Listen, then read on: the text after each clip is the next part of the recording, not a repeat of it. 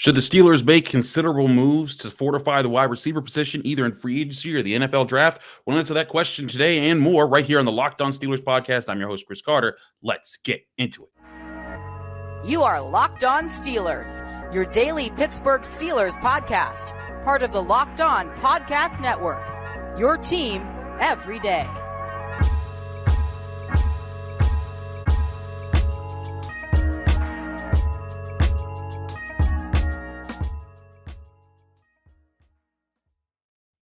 Hello and welcome to the Locked On Steelers podcast. I'm your host, Chris Carter, bringing you a daily dose of all things of the Pittsburgh Steelers. Always, you find this show on your favorite podcasting platform, but especially on YouTube.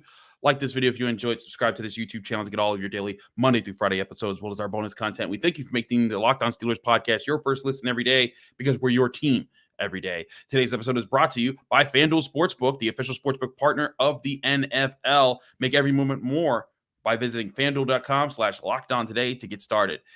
Now, this upcoming topic spans from a couple things. One, we talked about on yesterday's episode, the question of bringing back JuJu Smith-Schuster, because that's something that Steelers fans always want to do, is bring back players that used to be on the team that had success elsewhere. And though JuJu Smith-Schuster didn't light up the league, he is a Super Bowl champion now after a year with the Kansas City Chiefs. And look, a reunion would sound nice for what the Steelers could do. They probably wouldn't have to pay JuJu Smith-Schuster too much money, and it'd be nice. But I just think that, again, JuJu Smith-Schuster is going to stay with the Chiefs because Patrick Mahomes is there, and the Chiefs have expressed interest of wanting him, according to Jeremy Fowler. So that seems like a match that would just continue to be a thing. Why would JuJu leave the place where he just won a Super Bowl to come back to Pittsburgh to work with a second-year quarterback? And again, I think Kenny Pickett's going to be really good, but just come on, Patrick Mahomes.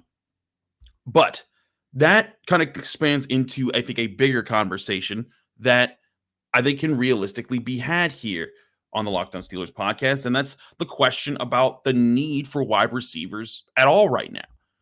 There's obviously a number one in Diontae Johnson and a number two in George Pickens, or you can even flop those and say George Pickens you think is going to be your number one, and Diontae Johnson will be your number two.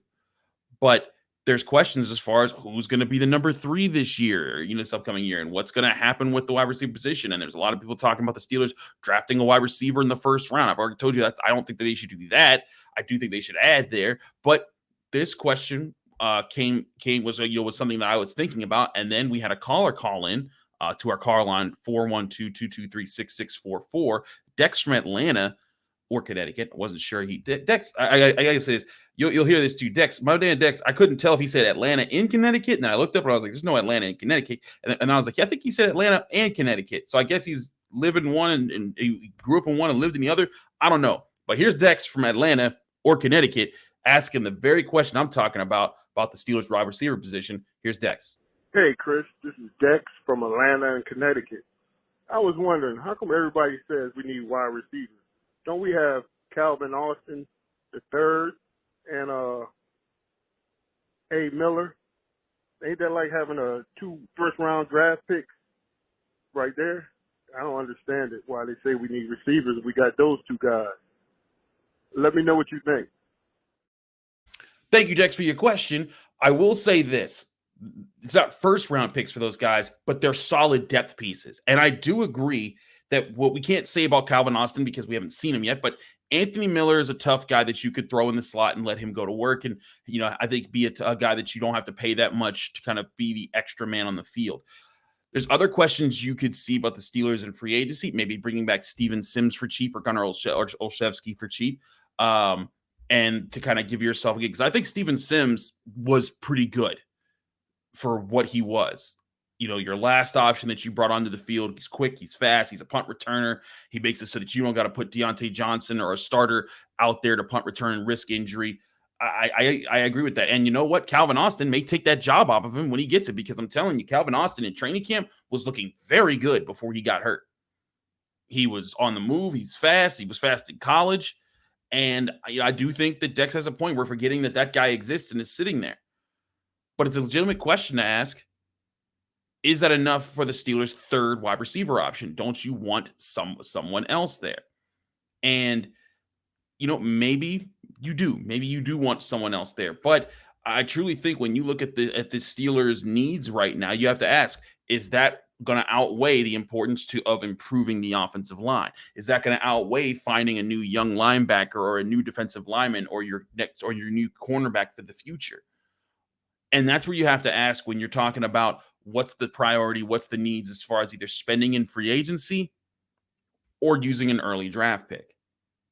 We'll get to my thoughts on the draft and what Steelers could do to address the position outside. But I think inside, Calvin Austin, has the ability to be a guy that can line up in the slot and be an instant problem for how fast he is. This is a guy who when he was coming onto the Steelers, everyone was talking about how speedy he was.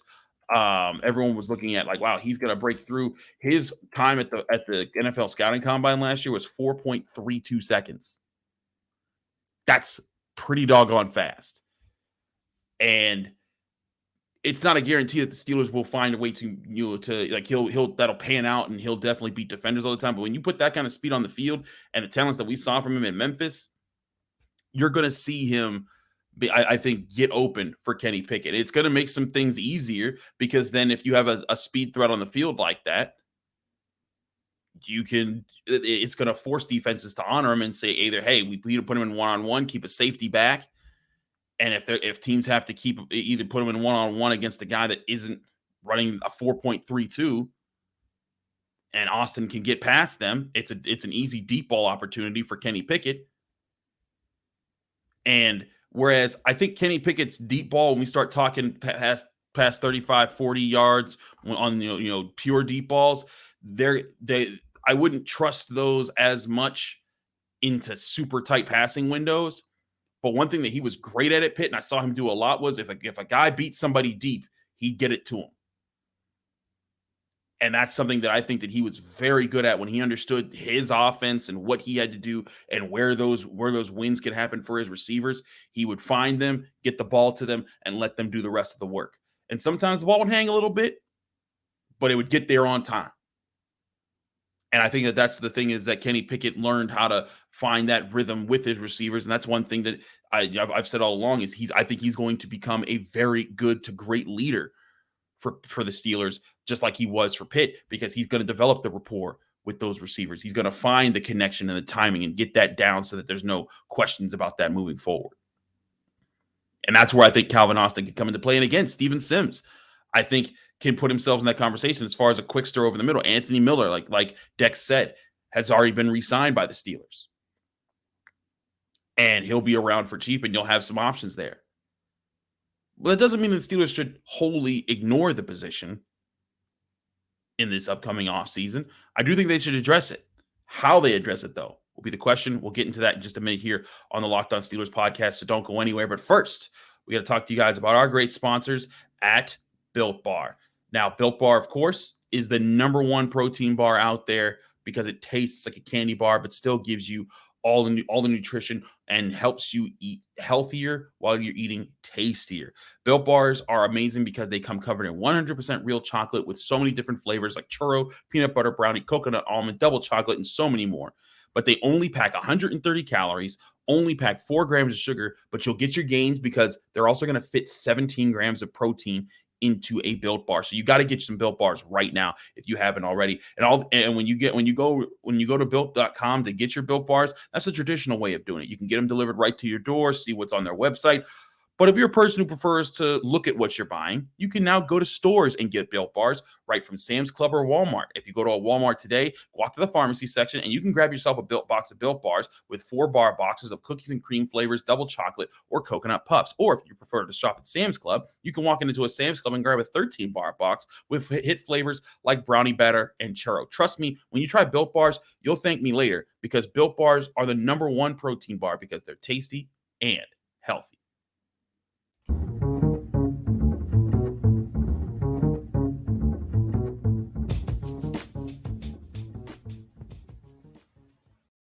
Back here on the Locked On Steelers podcast, I'm your host, Chris Carter. Let's continue this conversation about what the Steelers need to do at wide receiver this offseason, because I do think that Dex is onto something there, is that, yes, they don't need to make drastic moves, but I do think they should replenish the position somewhat. one thing that the Steelers were doing for a while was they were trying to restock the wide receiver room with several picks in either several day 2 picks. You went from JuJu Smith-Schuster in the second round in 2017, James Washington in the second round in 2018, Deontay Johnson in the early third round in 2019, Chase Claypool in the second round in 2020, and then George Pickens in 2022 in the second round. That's a lot of investment into the wide receiver position. Partially, I think it was because they knew that the time was running out with Antonio Brown. They also, in the early part of those picks, I think they were trying to find as many weapons as they could for Ben Roethlisberger so that he could be at his, have the most tools available to him in the twilight of his career. But now you're in a position where, the priority is going to be making other parts of the roster stronger, the offensive line, the defense as a whole, the coverage in the secondary, the linebacker position. I think you got things to fix there, but you shouldn't ignore the wide receiver position.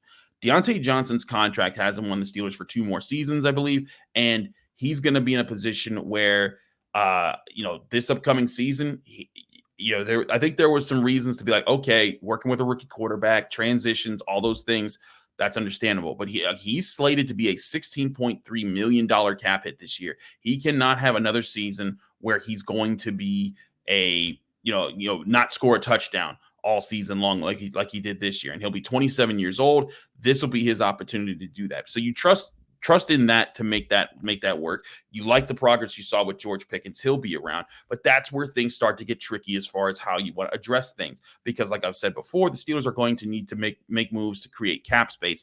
Very accomplishable, in my opinion, when you look at their cap space situation. But how much do you want to spend on that cap space that you free up on a new wide receiver to add to the room? Because that's where I think things could get tough. Now, if you look in free agency right now, and this is just right now, I'll indicate this because also players get cut, things happen, things get moved, and changes up, how everything is perceived in free agency. But going to guys that are slated to be free agents at this very moment, there's big names out there like Michael Thomas, Alan Lazard, JuJu Smith-Schuster, of course, is one, which a lot of people brought up. Jarvis Landry, guys like that are out there, and some of those can sound like good ideas. And listen, I think that JuJu Smith-Schuster, if you brought him back for cheap, would be a fine addition.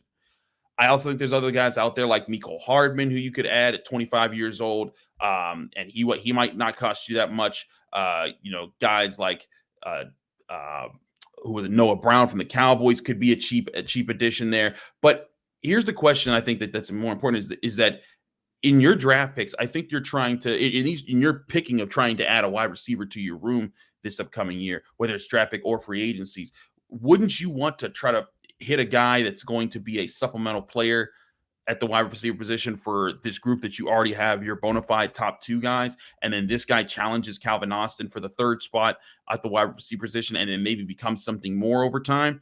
That's where I think that the Steelers should be looking at this NFL draft class, but not until day 3. Now, that's going to be tricky because you don't know how things are going to play out in the upcoming in the upcoming NFL draft. There's always runs at different positions. There's always times where there's things go fast, and wide receiver is one of those positions that can definitely go fast. And while the Steelers do have 4 picks in the top 80, when it comes to day 3, all they have is a 4th round pick and 2 7th round picks. So it's not like they're going to have several swings at that pitch there when they get to the later part of the draft to address the wide receiver position if they wait that long. I do think it's a possibility, and we'll talk about this in later shows, that they trade back. There's some moves made around because I think Omar Khan's willing to be aggressive to get things, and there could be a position where the Steelers are sitting at in the second round. Maybe in the first round too. I think that they prefer to use that 17th overall pick because I think there's going to be some good prospects that fall to that spot, but there's a chance that they see better value in getting another 3rd round pick or another 4th round pick or another 5th round pick. And maybe they trade back one of those other picks to get one of those and still have, some decent picks in the top 80. This is where I think it gets tricky is if you wait till day 3 and you use maybe that 4th round pick on a guy, there are some receivers that I think could be very interesting. And one guy that you heard me talk about all during Senior Bowl week was Jayden Reed out of Michigan State. I thought that he was really sharp. He was getting in and out of his breaks. I've watched some other tape of him. I like the way that he's built. I like the way that he runs. He's 6 foot. He's 185. I could see him line up in the slot. The way he was getting in and out of his breaks. Guys like him, Grant DeBose.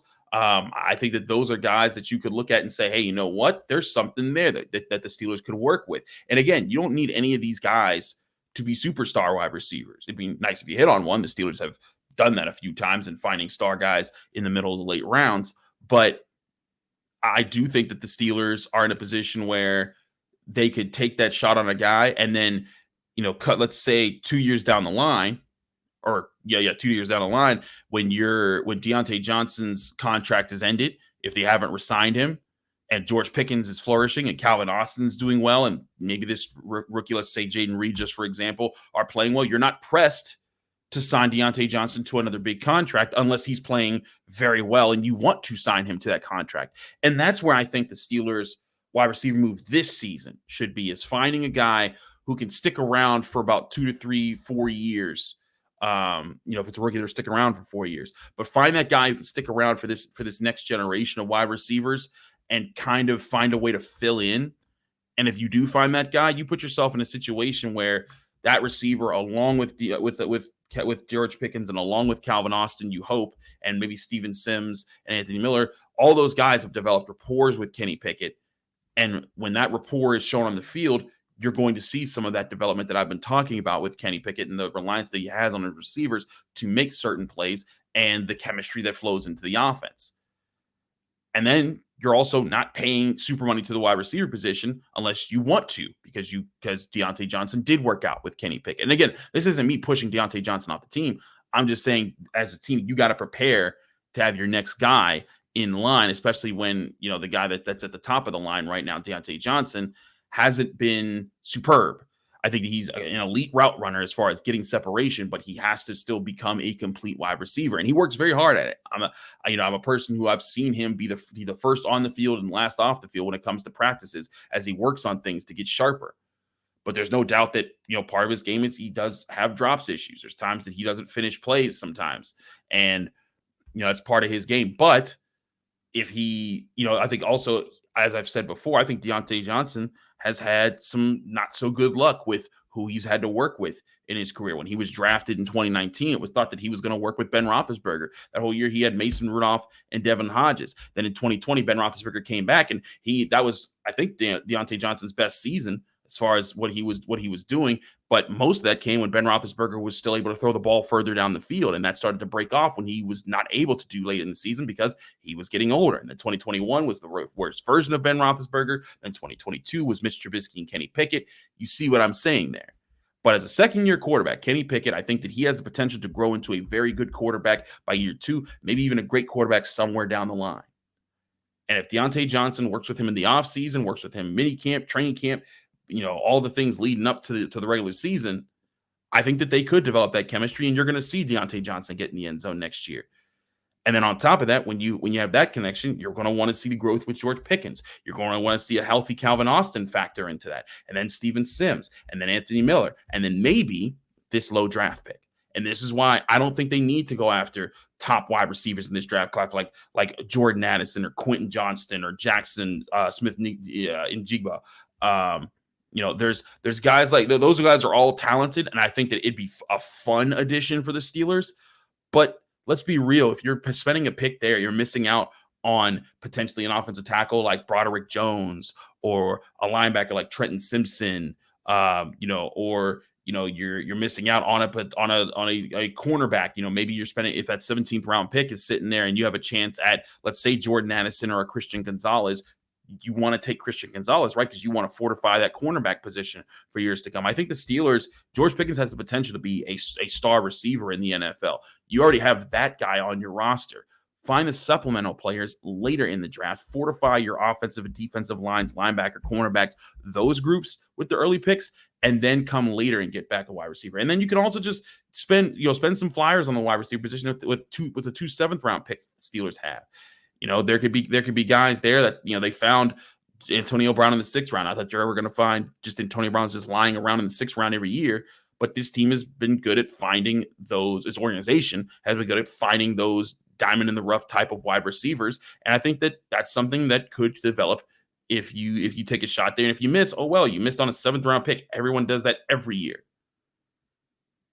But bottom line, I'm with Dex. I don't think the Steelers need to overinvest into the wide receiver position. I wouldn't say it's completely solidified and you shouldn't pay attention to it at all. But I would say that if you spent a day 3 draft pick on it, and that was the highest investment you made this offseason, outside of bringing back, Steven Sims and maybe a Gunnar Olszewski, or maybe a super cheap, veteran in free agency. But if the biggest addition that you're hoping from is a day 3 draft pick, I think that that's totally fine with where the Steelers are building, because again, they need to get stronger in the trenches on both sides of the ball. They need to get another cornerback. They need to make all these other additions, and I think that those should come way over the priority of the wide receiver position. We also have another caller who called in with a question that revolves around special teams. We'll get into that call in just a minute here on the Locked On Steelers podcast. Don't go anywhere. But first, we got to talk to you guys about our friends at FanDuel. FanDuel, of course, is the number one sports book in America. All season long, they were a partner for the NFL, but they're here also working with the NBA as a partner as well. New customers to FanDuel get the no-sweat first bet up to $1,000. That's bonus bets back if your first bet doesn't win on FanDuel. Just download the FanDuel Sportsbook app today. It's safe, secure, and super easy to use. Then you can bet on everything from the money line to point scores to threes drained, and FanDuel lets you play the player props to give you so many more options. Plus, FanDuel even lets you combine your bets to get a chance at a bigger payout with same-game parlays. So don't miss the chance to get your no-sweat first bet up to $1,000 in bonus bets when you go to FanDuel.com/LockedOn. That's FanDuel.com/LockedOn to learn more. Make every moment more with FanDuel, an official sports betting partner of the NBA.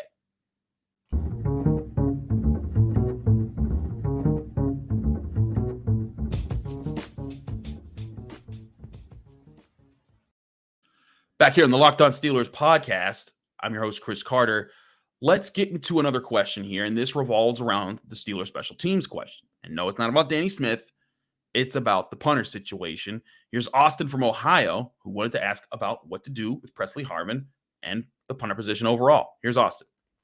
Hey, Chris. This is Austin from Southeast Ohio. Been a big fan of the show for a while, since the you and Tony co-hosting days. I just had a question. I wanted your opinion on the Steelers are going to address the punting situation in the offseason. We all like Pressley Hardman. I like his story. I know he had some stuff he was going through last year and everything like that, but it's no secret that the guy can either hit the greatest punt you've ever seen or the worst punt you've ever seen in a game, really. So just wanted to know your opinion on that, and keep doing what you're doing. Thank you.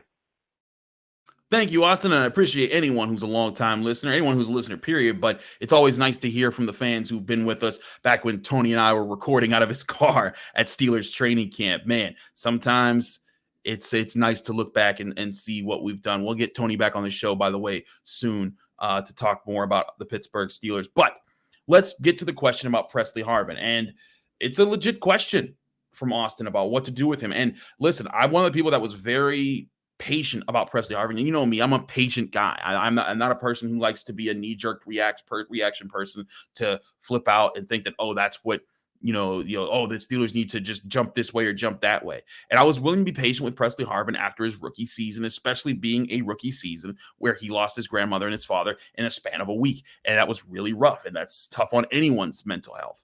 And mental health has been an important part of, I think, more discussions. And that's great for the NFL. But as Danny Smith put when he came back into training camp this year, Pressley Hardman did, those excuses, that was fine to say, hey, you know what, give him another chance last year. But those excuses were gone this year.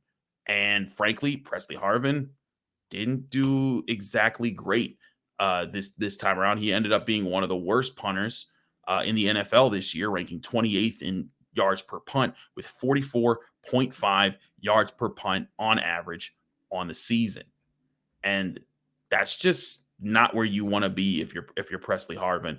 As a guy who was a Ray Guy Award winner, the first ever black punter to win the Ray Guy Award for best punter in the NFL. And it was an improvement because his rookie season, he was 42.6 yards. But again, if you're ranked 28th out of 34 punters who were tallied on the season, It's not a good spot to be. And that's where I think Presley Harvin is in a spot. So what should the Steelers do? They should absolutely look for another punter. And in fact, they kind of did last year a little bit. They brought in other guys, but they felt like Presley Harvin went out in training camp. This is going to be another battle. And I think it's going to be very open. It's like, look, man, you're a 7th round draft pick. You're on your 3rd year. There's no reason to cut him outright. But bring in competition, bring in an undrafted free agent, bring in a free agent, period. Just don't, I don't ever believe on spending too much on the punter position because you got other things you got to worry about. But you know what? Get another young punter in there with Presley Harvin. And, to Austin's point, there were times where Presley Harvin boomed punts. Like they were like, well, there it is. There's the guy I saw. And as a person, I covered Presley Harvin when he was punting the lights out of the ball when he was playing Pitt a few years ago when he was at Georgia Tech. And I was just watching him just boom these punts lined up on his own 5-yard line and putting it on the other 5-yard line at times. And I was just like, this guy's ridiculous. We haven't seen that consistently from him. And maybe there's more to the issues as far as mental health that's lingered on.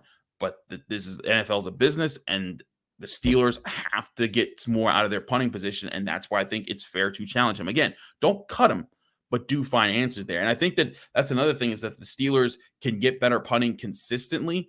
That's a position where you can, where you can buy yourself a little bit more time, give your defense a little bit more room, and pin teams back on the inside their own 10-yard line more often to give that defense that you are building to be an aggressive unit with TJ Watt, Alex Highsmith, Cam Hayward, maybe DeMarvin Leal, maybe another addition up front where they can get after the quarterback and it means something. And you're forcing more teams to run. And if you're better run defense, you're going to force more 3-and-outs in those situations. But again, all comes back to being a good to great punter.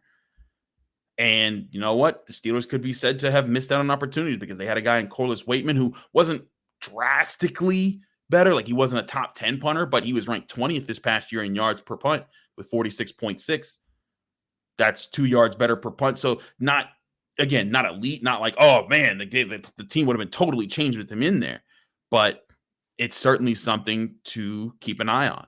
So that being said, if I'm the Steelers, I'm absolutely looking for a punter, and I think that they are. They're not looking for options at that position. They're trying to consider, who's gonna be best out there. But I think something to keep in mind is that there were times last year in the preseason and training camp where Presley Harvin was booming them, and we were all thinking, okay, maybe he's figured it out. And then we saw in games it went away again, and maybe he has, the yips. Maybe he has problems, in game day, showing up and being his best self. It's very possible. It's happened before. It happens in all sports to a lot of different guys, but we have to see. And I think that we've seen enough to say it's definitely been a problem and one that the Steelers need to be mindful of. I think the Steelers would be silly not to at least address some way to get a new punter to come in there and challenge him.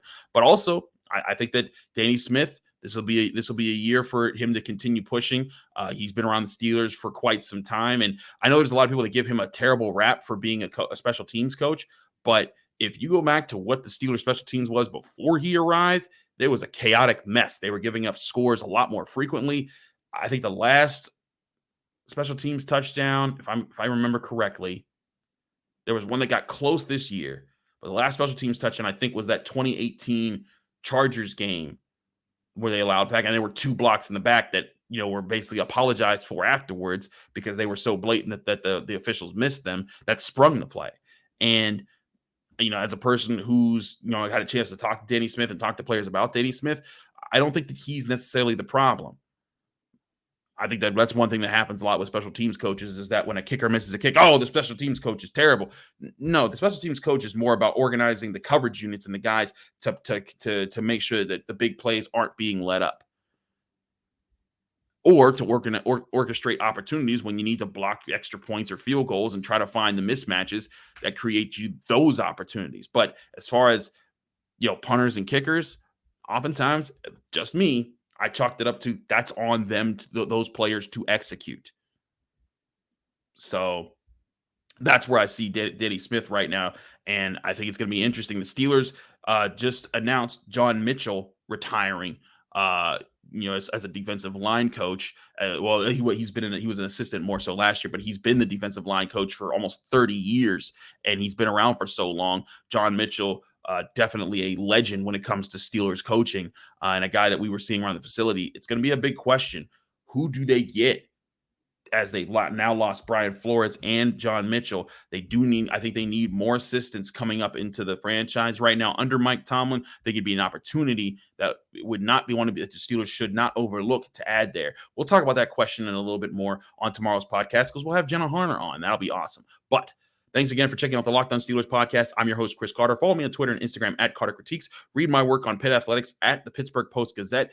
You can also check out this show, the Locked On Steelers podcast, on Apple, Spotify, Google Podcasts, Odyssey, and especially on YouTube. Like this video if you saw it on YouTube. Subscribe to this YouTube channel to get all of our daily Monday through Friday episodes as well as our bonus content. And if you want a shout-out on the show, other than calling in, which you can call in at 412-223-6644. You can also go on Apple Podcasts, rate us 5 stars with a positive comment, do both at the same time, and you get a shout at the end of the show. We're back Friday, finishing up the week here on the Locked On Steelers podcast. And don't forget, next week, we start our mock draft Monday. So if you got mock drafts, start getting them ready. And when I post it up on my Twitter or the Facebook group for Locked On Steelers, be sure to get yours in so that you can have a chance to get on the show with your picks. I'm Chris Carter. I'll be back tomorrow with more on your Pittsburgh Steelers right here on the Locked On Steelers podcast.